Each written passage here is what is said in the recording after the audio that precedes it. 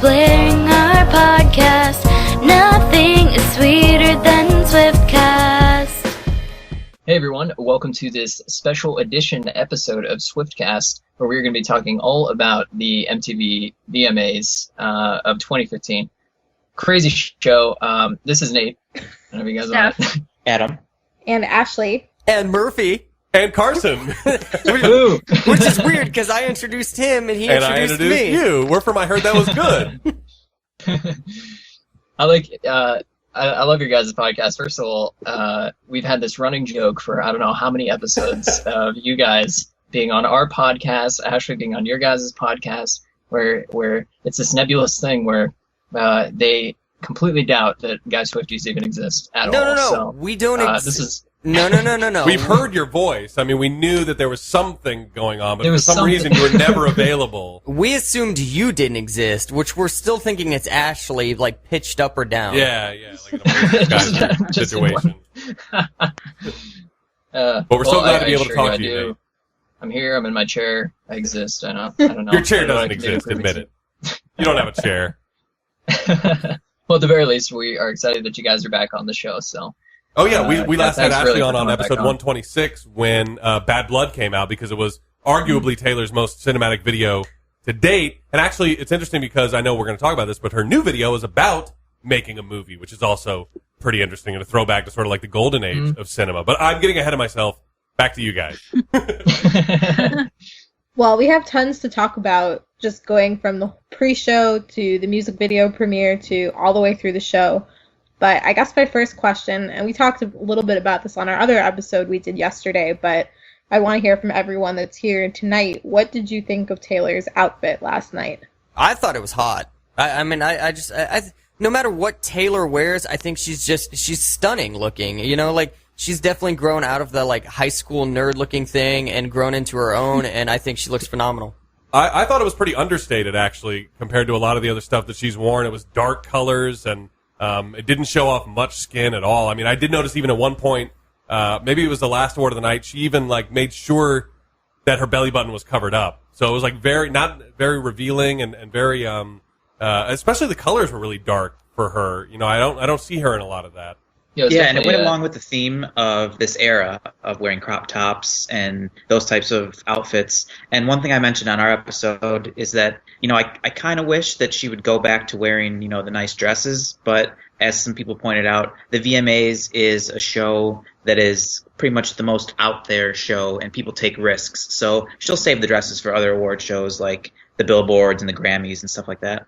Yeah, I last night said that her outfits always grow on me, and when I initially saw the outfit, it wasn't my favorite, but then after I saw more photos of it, I thought, oh, she looks really great.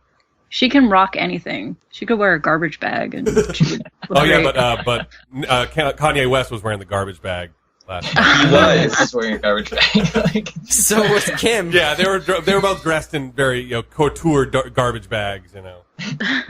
It's actually Taylor's bassist who tweeted something like, Kanye last night just gave 1 million lazy people the greatest Halloween costume idea of this year. It's so true, and I feel like people are actually going to do that. Giant brown t-shirt and baggy jeans, or whatever they were.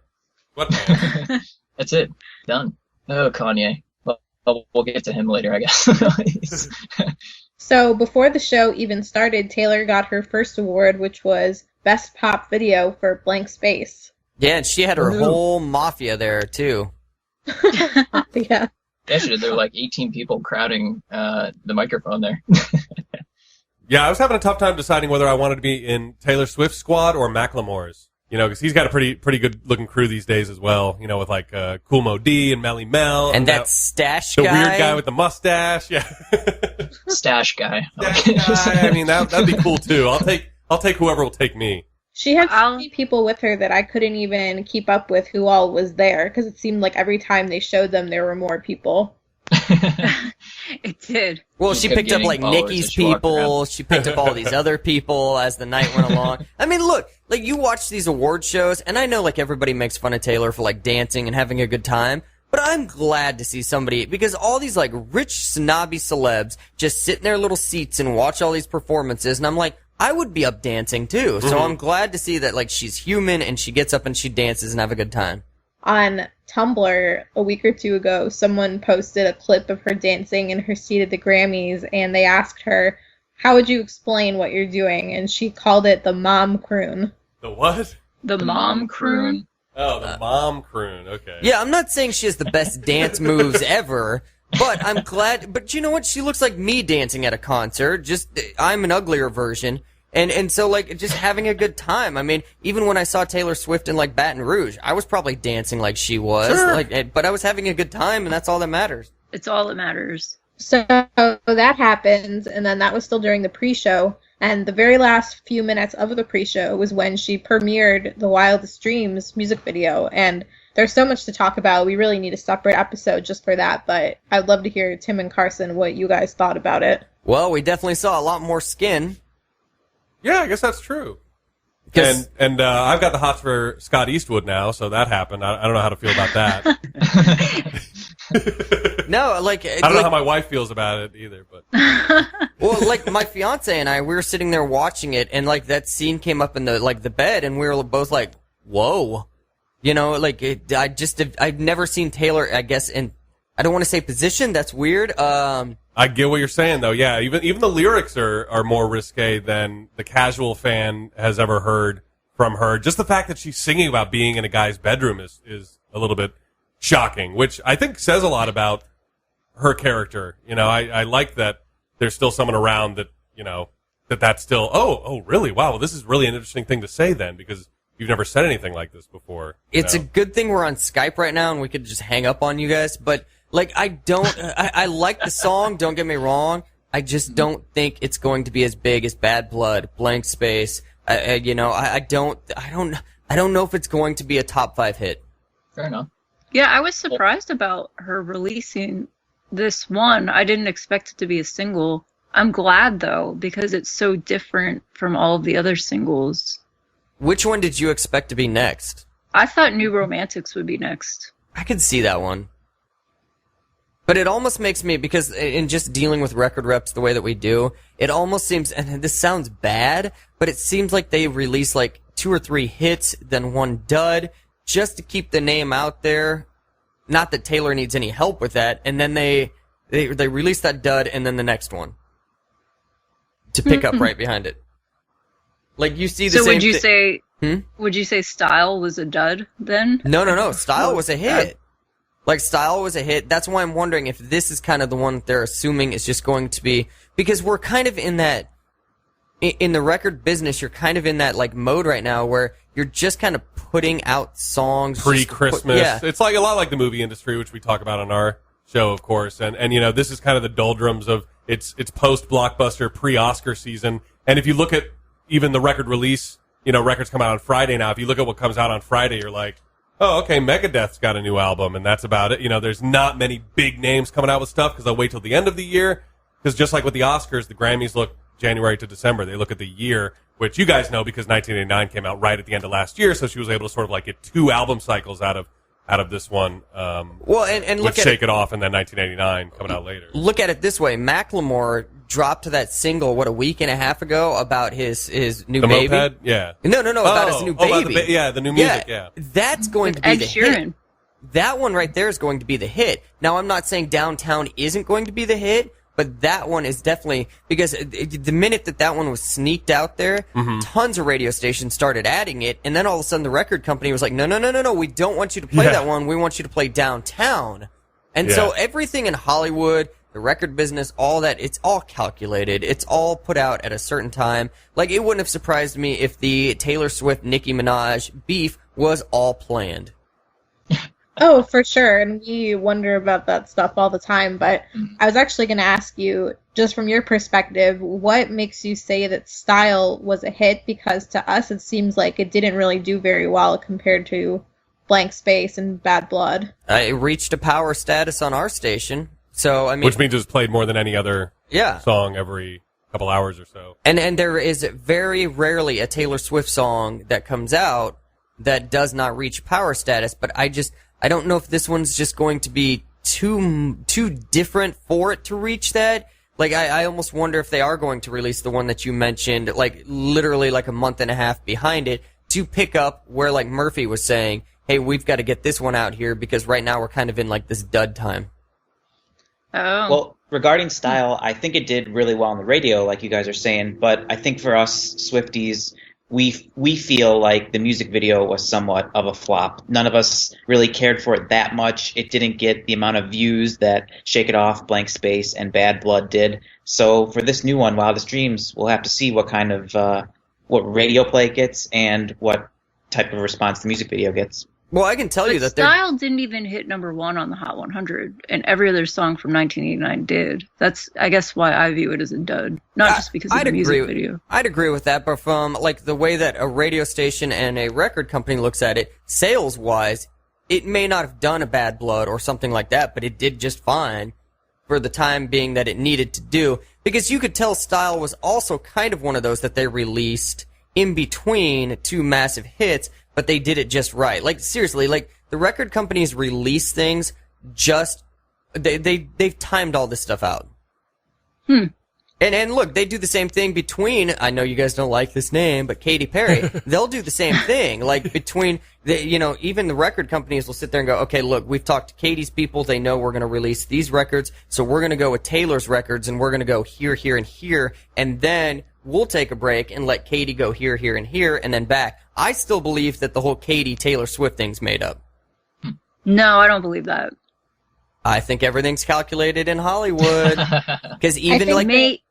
Taylor definitely played it up by talking about it in interviews and just with the whole music video and all the conversation that sparked. But and she doesn't do that. She normally doesn't talk about She normally doesn't do that, you're right. But the bottom line is that Katy did steal her dancers. That's not made up, so... Yeah, the thing happened. Correct, but was that all calculated? Yeah. Was it all... Did she... Yeah.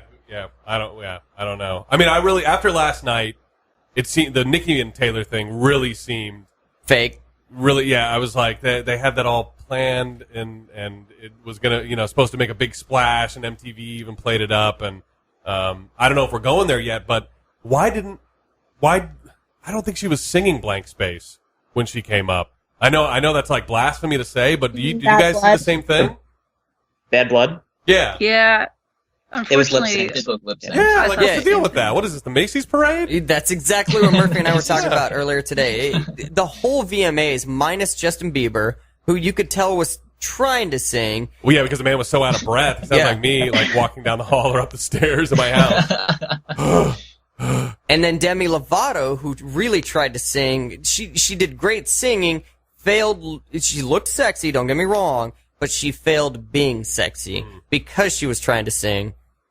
Minus those two, everything else was like a Macy's Day Parade. Yeah, I didn't get that. I mean, because it's not like she can't sing, so why not let her sing Bad Blood? I didn't get it. Now, Miley may not have been lip-synced. She's actually, from her show the night before, she was pretty sick, and even if you listen to her talk all throughout the VMAs, she sounded sick, so I feel like maybe that's why she didn't sing live. Yeah, maybe not worth blowing it on a TV, like 2 lines of her song for someone else. Yeah. We're not saying it's a bad thing that she lip-synced. We're not saying that at all, because every artist does it. They all have backtracks, and, when their voice fades, they will pot that one up. Mm-hmm. It's like right now, if you guys annoy me, I could pot you down.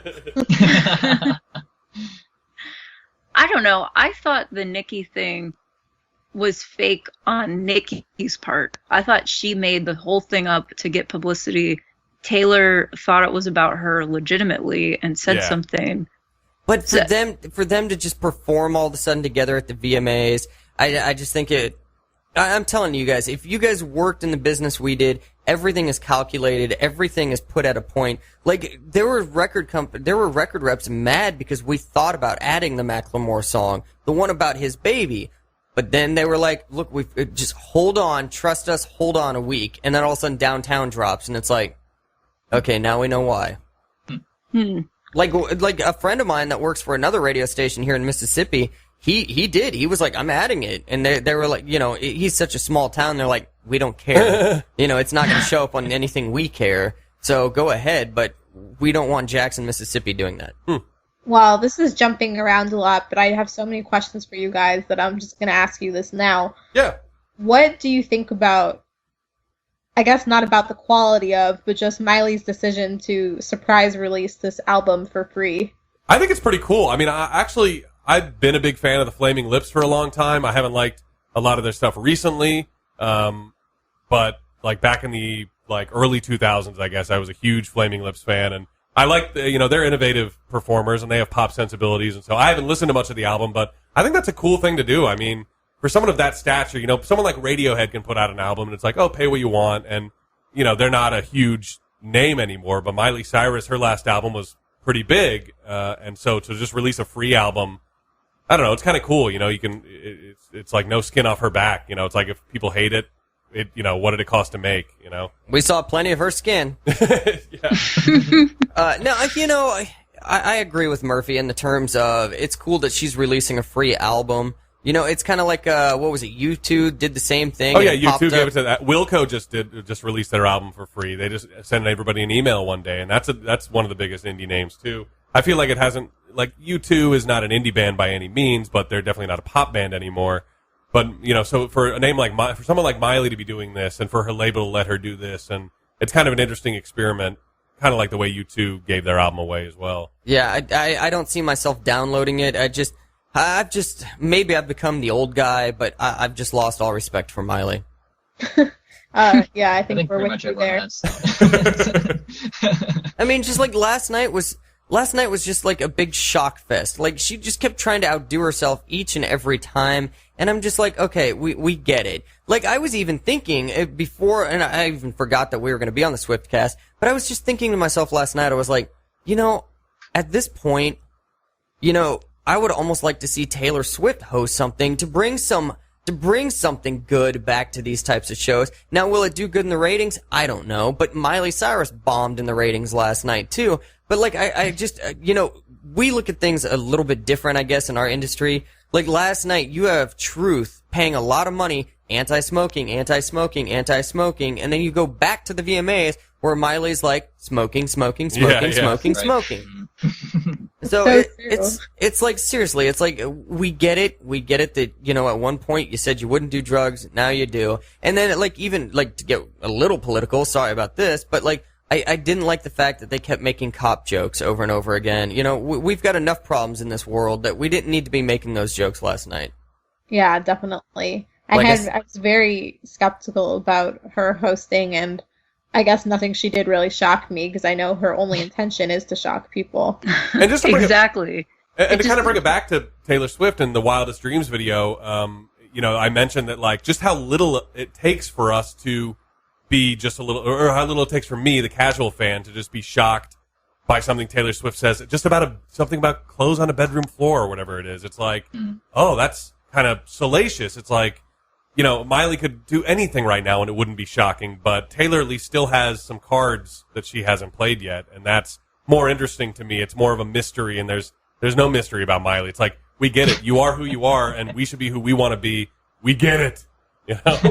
Yeah, now go away. Yeah. Go away just like Billy Ray did. Yeah. But you have to admit the lyrics of her new song are quite groundbreaking. Yeah, for her. Yeah. For Miley or for Taylor? For Miley. For Miley, yeah. I did not like that song. I listened to 5 seconds of the first song on whatever the album is because I accidentally went to the website today. No, he didn't. I clicked the link. I didn't know what it was because I honestly watched the last 30 minutes today because after Kanye's rant, and we'll get to him whenever we do, I had to go to bed. I was like, that's crazy. So I had to go to bed. But I watched the rest of it today, and I was like, yeah, whatever, peace and love. Yeah, it's like, wow, how profound. Yeah, we've never heard those. I'm just not sure, Miley. Do you smoke weed? You haven't made that clear. I don't understand. Yeah. Yeah. Well, so back to Taylor, I guess. So she won Best Female Video for Blank Space also. That was exciting. Yeah, I mean, I don't think any of us, were shocked by the fact of the matter that she would win more awards than anybody else. I mean, she's having a killer year. She's having a great year. And she's on top of the world. And even just I don't even know who said it last night, but they were just like, you're the greatest role model too right now. And I think that's what people love, and that's why, you know, I kept going back to, like, I kept thinking to myself, I would like to see her host an award show because, you know, like, it just seems like we're trying to outdo ourselves every single time. It's like, well, let's smoke weed on TV. Let's wear a shower curtain with bubbles on it. And I'm like, and okay. also the monologue jokes that Miley was reading were just subpar at best. It was like, you're obviously reading off a teleprompter. You're not doing a very good job at that, and the jokes aren't that great anyway. No, the most exciting part I got about the VMAs last night was the mere fact of the matter that Nicki Minaj wanted to, like, beat her butt off the stage. Right. I don't think that was staged. A lot of people are thinking that's staged. I think that was real because there's shots of Miley reacting, and it didn't look like she knew that Nicki was going to say that. And people in the audience have said the same thing. Like, Miley did not know Nicki was going to say that. Yeah, because if you watch the video, like, she's reading off the like, she turns and she's almost like a news anchor. She turns a little bit to, like, look at one camera, and she was like, and now back to, oh, heck no. And she even, like, pulls her earrings off. And if there's anything I know about women, they pull their earrings off, you're dead. You know, I couldn't tell if it was real or fake, so it's good to get your interpretation of it. I think that was actually real. I think the whole Taylor-Nicki thing was staged, but that was real. I guess it's just one of those things that we'll never know for sure. Right. Not until we see a beatdown on TMZ. So it seemed like MTV was really just wanting to play up on as many controversies as possible this time, and I feel like that's why they decided to make this the year that Kanye received the special award and have Taylor presented to him. Yeah, it was cool that she agreed. It was cool that they both agreed to do that, and you know, her presentation was really interesting. You could tell she's even really over it at this point too. Like, oh, I met Kanye 6 years ago at this very event, and you know, she didn't dwell on it too much. And even he, in the grand scheme of his 13-minute rant, didn't dwell on it too much. But I found it interesting what he had to say. That's sort of, and I saw someone put it this way. That's sort of like ground zero for a lot of casual music fans as to why they hate Kanye West. Oh, he got up 6 years ago and blah, blah, blah. You know, and so that he can be booed by 60,000 people in a baseball stadium who are Taylor Swift fans, or, you know, or who just don't like him because of that and know nothing else about him. And how he thinks about it every day in that way, you know, was pretty interesting to me that, you know, that's the way he feels about it all these many years later. And the two things that I hated about his speech is, one, it was 13 minutes. Two, that like, he's accepting an award on an award show, but yet ripping the whole idea of award shows, and yet him and his wife go to more award shows than any other couple out there. And I'm going, just shut up, man. Just accept the award, you know, say thank you for thinking of me this way, and get the heck off stage. Yeah, and then talk about it later in Rolling Stone if you want to. But I actually get what he's saying about award shows. I mean, it's tough comparing art. Like, how do you say one movie is better than another, or one video is better, or one song is better? It does make sense, but then also he's like, I'm so competitive, I want to win these awards, even if they don't make any sense. Right. So shut up! Yeah, it didn't need to be said. It's like, but he was just so far off the rails. It's like, that's what he does at his concerts. His concerts contain at least one of those 13-minute rants, I think, an hour. Oh, he's gonna make a good presidential candidate. I'm still confused on if that was a joke or not. With knowing the way that he's portrayed, I don't think it is. And if Trump can run, I don't see any reason why Kanye may be more qualified, actually. Unfortunately, this nation's becoming the movie Idiocracy. Totally, yeah. If you guys haven't seen it, rent it. Trust us. Yeah. It gets I heard that was good. 2 thumbs up. I feel like MTV, both the decision to have Miley host and the decision to give this award to Kanye were made with the intention of them being a train wreck. Yeah, I think they knew what Kanye was going to do, that they were just going to let him roll commercial-free for 13 minutes, and he's not going to pass up a chance at that audience. Yeah, that's true.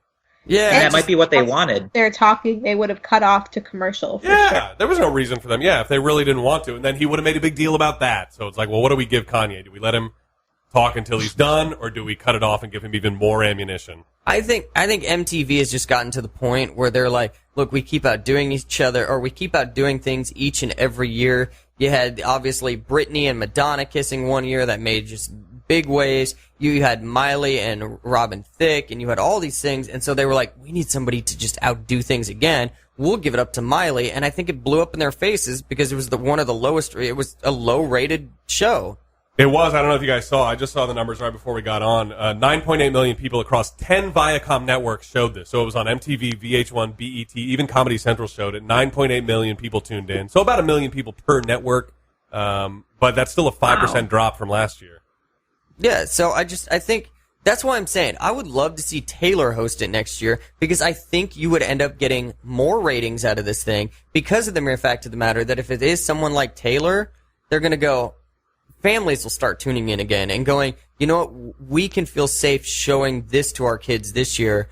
Because even like Melissa, my fiance, she was like, if Miley's hosting, the girls aren't watching. And her girls have watched like a lot of the VMAs before, but she was like, I can't let them watch. She was like, I don't know what's going to happen. And thank God we didn't let them watch it. I mean, all the marijuana talk and pigs and cops and all this kind of stuff. It's like, man, we don't want them watching that. And I know that they're not the demo, just like, you know, the two girls that live in my head, 6 and 9 years old. They're not the radio station I work for's demo, but still, at some point, you got to kind of think about where your audience is, too. That's a great idea for Taylor to host next year because if she continues with the same album schedule, she'll be ready to release a new album. It would be great publicity. Perfect. See, I think she's going to take a year off. No. I'm sorry. Don't say that. That's what I think too. And remember, I was right about 1989 coming out. Although, I love reminding people when I'm right because it happens so rarely. But remember, I said her next album is going to go even further into the pop music world, and I was right. And then the next one is going to take some time off, and it's going to be just her and a guitar, like stripped down, Rick Rubin, like Johnny Cash's last album style of like just raw, just gritty, emotional lyrics, like way more confessional and close to her heart than ever before. I think they're going to be more love, and not the breakup type stuff, but more love. I mean, her and Calvin Harris, pretty serious. She's finally made, debut with all that relationship stuff. I think Murphy's right. I think the next one's going to be kind of this whole, like, between the country and pop thing, but it's just going to be her and a guitar. And she may not go away. Like, she might do some more acting. That's probably in the cards. I would almost say she's going to do, like, an Ed Sheeran type thing. Oh, yeah, he's on that TV show, yeah. Well, no, not that. Oh. From, like, the music type. It's just going to be like an Ed Sheeran thinking out loud. I think even less Photograph. produced than that. Like, Maybe. way raw. It's going to be like Don't. Yeah, right. I don't know. I That'd be disagree. She's on top of the world right now. She completely is changing the pop genre. Why would she leave right now? She should. All of them do. Yeah, I guess that's a good point, too, though. I mean, why not continue to write it out? But does she need to? Like she's, I don't know. I think in 10 years, the whole just Taylor and a guitar thing will happen, and it will be really exciting. But I just think it's too soon for her. Yeah, whenever that album happens, I'm looking forward to it. Well, we'll be the first to say nan and boo boo when we were right. When it wasn't, 10 years from now or whatever. One thing that I thought was hilarious about Kanye's speech was he called himself a millennial. He's 38. He's 38 years old. I looked it up. Just only about 20 years older than the oldest millennial out there. I thought that was hilarious. And just throughout his whole speech, every time that I started to feel like I was maybe following his train of thought, he just went in an entirely different direction. It was hard to follow him. It was. He went everywhere. I mean, I'm just reading some of it right now in front of me. We're the millennials, bro. This is a new mentality. We're not going to control our kids with brands, even though he's married into one of the largest, most successful brands in the world. And he himself is trying to make, he's got a brand. Like, that didn't make any sense. We're not going to teach low self-esteem and hate to our kids. We're going to teach our kids that they can be something, to believe in themselves. If my grandfather was here right now, he would not let me back down. What does that mean? It's like he wrote a rap song on stage. First he trashes how everyone's being raised previously to the millennials, and then he was like, well, my grandfather was here. He raised everybody right. Well, wait a second. You just said everyone wasn't raised right, and what's the difference? I don't get it. But yeah, it was definitely weird. And then he also trashed MTV and said that they kept playing the clip of him interrupting Taylor for ratings. Yeah. Big surprise. Why did you jump on stage? To sell more albums, you know? Yeah, look, yeah, they're all in the same business. MTV's in the ratings business. He's in the business to sell more records. And you know what? At some point, like, I really think that, like, MTV's just going to get to the point and going, man, all right, you've trashed us enough. We don't need to play your songs. And like, you know, even like radio gets to be that way from time to time, where people just like trash or like, okay, use this as an example. Kings of Leon. Kings of Leon was a group that came out and was like, we don't need to do radio interviews. Screw you guys. And nobody's playing any of their music. Especially, and they were like, we don't want to be played on pop radio or a rock state or a rock band. Okay, like, well, we don't have to then. Okay, yeah. Screw you. Wow. We'll play Fun, or we'll play some other rock band. Yeah, some other one that sounds just as close to you. That's true. Radio is so important, and I'm glad Taylor recognizes that. Oh, yeah. Oh, she's the best. So smart in that aspect. And, you know, Adele was another one a couple years back that made sure to thank radio in a lot of her speeches and stuff. And it's like that. People discount it. And I know we're in it, so we're biased. And they're like, oh, it's a dying medium. But study after study says it's still, like, one of the ways people discover new music and some of the most trusted commercials and endorsements and stuff like that. And it's, it's still important for Taylor's music. Taylor's probably the only artist out there that does a meet and greet just for radio personalities. Like, you know, like I've met, the horrible name Katie. and I was grouped in with like, and this does make her seem horrible. I was grouped in, and I don't want this to sound bad, but they were like, look, the peasants. Right. No. They were like, we're only doing 30 meet and greets, and 20 of them are listeners, and the rest of you guys, you'll just have to fight it out. Well, I understand that she does want to meet her listeners and stuff like that, but for Taylor to sit there and do 3 meet and greets that night, all fans, and then you've got just the radio personalities in there, and she walks in and thanks each and every one of us personally, shakes our hands, and then takes the time to spend 10 minutes with each and every one of us and our families, and then writes us all thank you notes. Nobody does that. Yeah. And she's the thank you notes are impressive. Yeah, and she's a big artist. Like, even horrible name Katie has gone back to not even doing meet and greets right now. And I hate when artists do that. But and I know I've trashed Katie a lot here, but Stop saying it. I think he's a sleeper agent, you guys. But I'm Swiftcast all the way. But she, like, even Rihanna's gotten to the point she doesn't do meet and greets. Miley doesn't do meet and greets. All these big artists at some point just go, it's not worth our time. And that's sad. Wow. You know, when Taylor was first starting out, she said, if I want to sell 1 million albums, I need to meet 1 million people. And I think that has just stuck with her. And I'm so glad that she still does exactly what she said she was going to do. She caught my eye when she started doing that. It was the time that she did like a 4-hour meet and greet. And I was like, okay. And she was still like on the countryside, just kind of crossing over. 13-hour meet and greet. Okay, well, my bad. 13 and a half. Well, you guys, he's a Katy Perry fan. What do you expect? Yeah. Right? Yeah, you can tell by listening to this episode. But yeah, like, that's amazing, you know? Yeah. Well, that's insane. I think she's the only artist ever to do that, too.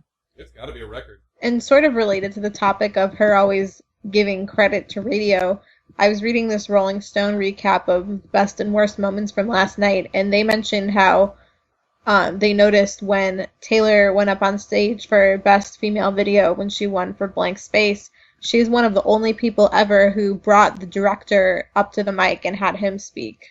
I did see that last night, and I even told Melissa, I was like, that's amazing. Was that like, Joseph Kahn? Is that the same guy that did Bad Blood then? Yeah, he did Blank Space, Bad Blood, and Wildest Dreams. Yeah, I got to say, as a movie fan, that was also amazing. And to let him speak, you know, was also very cool because he was like, you know, a director's going to thank the crew. So he went off on all the people that made that music video possible.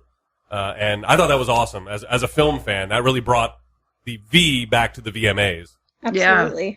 Nobody does that. So what was your guys' favorite performance of the night? I can start out and say that, and we talked about this a little bit last night on Swiftcast, but we really enjoyed watching Tori Kelly. Are you guys familiar with her? No, we've never heard of her. I was only actually like casually familiar with her.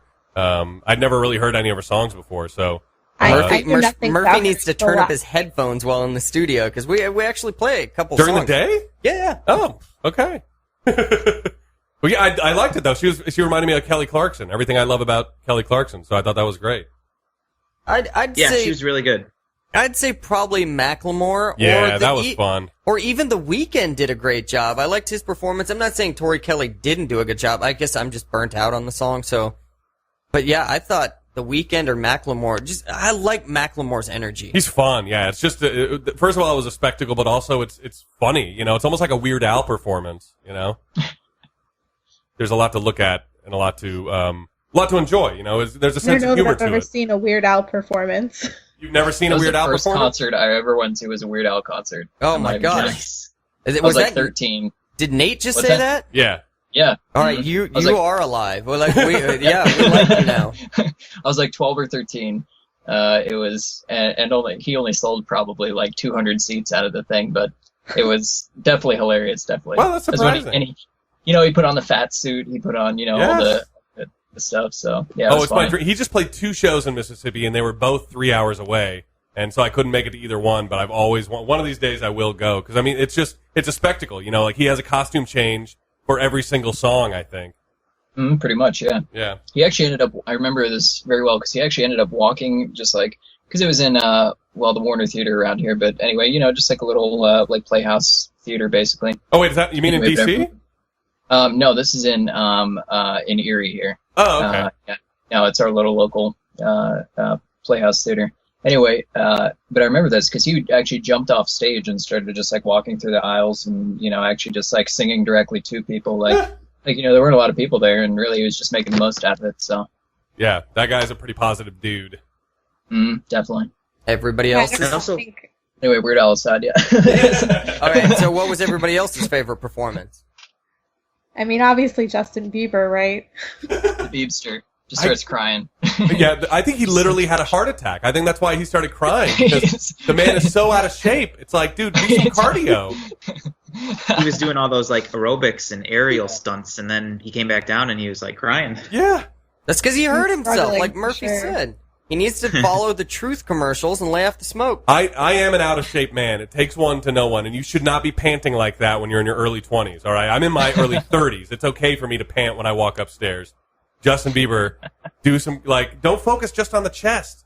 You're gonna have a little tiny bird chest forever. Do some cardio. Get on the treadmill. It'll be really interesting to see if he's able to sustain any sort of comeback. I'm really not sure.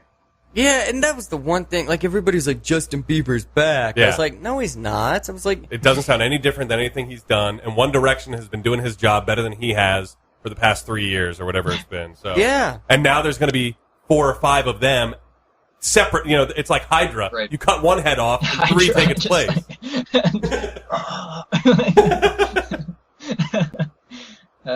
Except in 1D's case, they just all die. Right.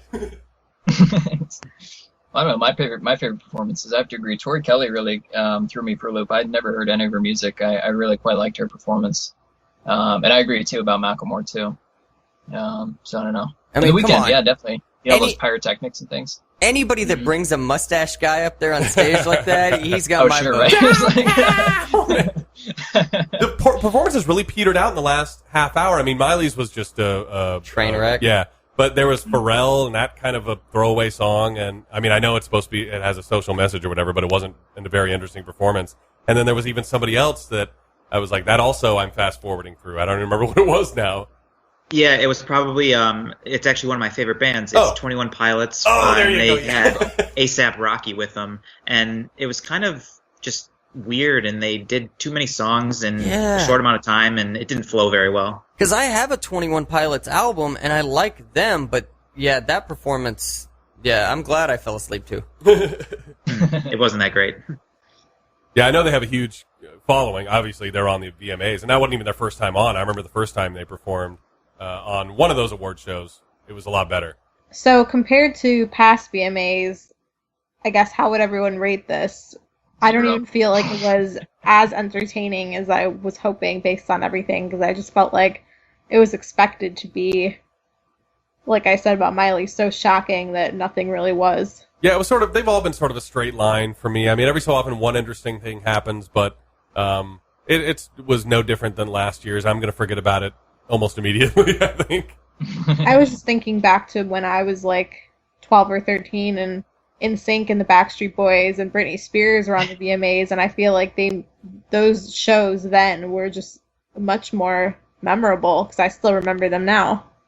This was just a big fat crop dust is what it was. it got your nose up in the air, and then you're like, oh, what is that? And now it's going to go away. Yeah, it's going to fade. I said this to Ashley yesterday. I was like, I'm pretty sure every single year I watch these award shows, they just get progressively worse. I'm not sure. Or I don't is know if it you guys us feel the getting same way or not. Or is it us getting older? It could be too, yeah. Because there was a girl, and Murphy and I were talking about this earlier, there was a girl in the pre-show, her name was Aqua, and I just wanted to go through the screen and just be like, why are you talking? I'm like, The pre-show was one giant commercial for MTV. That's all it was. And I was like, oh, geez, well, I don't need to watch this. And yeah. She was like, oh my God, and I'm like, oh, I just want to slap you. What's I'm a like, band guard? Is that someone who guards a band? I'm like, oh, no.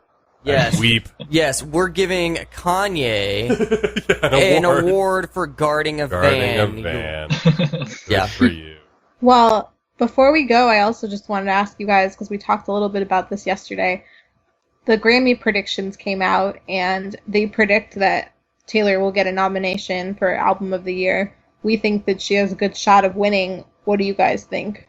I'd agree. Yeah, I can't. I mean, what else was she up against, I know Kendrick Lamar was one of them. Grammy voters love to seem cool. I hate when they take 5 artists and put them up against each other. Yeah. I don't understand award shows, bro. She's got an amazing shot at it. I mean, it was just everywhere. So, and it was a solid album. I think she's got a good shot, unless, every so often an indie artist likes to sneak in and steal those. I say steal, like I'm Kanye West. I stole that award. But, like Bad or Arcade Fire or something like that. Likes to swoop in and swoop that award away from a more recognizable name. But I mean, a nomination is a foregone conclusion. And a win is, the odds have to be in her favor. I don't think so. I mean, it's the best-selling album of, not only this year, but it completely blew out all album sales last year in just a small amount of time that it was released. So, yeah. Well, we'll find out soon enough. Are there any movies out right now you guys think we should go see? I saw the new Mission Impossible a while back, and I think that's probably still playing, and that's pretty good. Ant-Man was okay. If you're a Marvel fan, you should probably just go see it anyway. It wasn't bad. Yeah, I saw The Gift the other week. Oh, was that good? I've heard that. Last week. I heard that was good. Yeah, it is good. That's why we called it that. Anyway, on like a scale of 1 to 10, I don't want to ruin it because it does have a lot of, surprises here and there. Yeah. But on a scale of 1 to 10, I'd probably give it like a 7. So, yeah, pretty good. I was able to call a lot of the stuff that happened, I guess, but I don't know if that's just me, like really trying to figure out the movie or just trying to enjoy it. I don't know. But anyway, yeah, definitely a very good movie if you guys haven't seen it. I'll have to check that one out. We're like I kind of mentioned, we're kind of in the doldrums, the pre-Oscar, post-blockbuster doldrums. But Black Mass is coming out on the 18th. I'm kind of leery because it's coming out at the end of blockbuster season and before a lot of the real Oscar bait comes out. But it looks like I might actually enjoy a Johnny Depp movie for the first time in like 10 years. So that one should be good. Yeah. Besides that, I saw a trailer for that. That was The awesome. Martian looks amazing. That one comes out October 2nd. Oh, I definitely want to see that one. Yeah. Mm-hmm. Are you looking forward to Mockingjay Part 2? Oh, definitely. Definitely. Yeah, I'm looking forward to that one wrapping up. And also in November, the James Bond movie Spectre comes out. Mm. That should be amazing. Oh, yeah. Spectre, Star Wars too. Oh, my And the gosh, dinosaur movie. Yeah, the Good Dinosaur. I'm excited for that one. Yeah. Because I'm 12. They don't put out many bad movies, I'll say, because there's the whole Cars debacle that Pixar has done. But the Good Dinosaur, a lot of people have high hopes for. And yeah, of course, Star Wars is, what I've been looking forward to. I wish I could just go to sleep and wake up and all of a sudden Star Wars is out. Unfortunately. And it comes out on my daughter's 2nd birthday, too. So I got big decision. Daddy may not be there. You can combine it. Just get her movie tickets for her birthday. Yeah. Obviously. No, because then he would be one of Happy those fathers birthday. that brings crying babies into the theater. And she has to see the first 6, even the prequels, because I had to sit through the prequels and she's got to sit through the prequels, okay? You're not getting out of it. That's funny.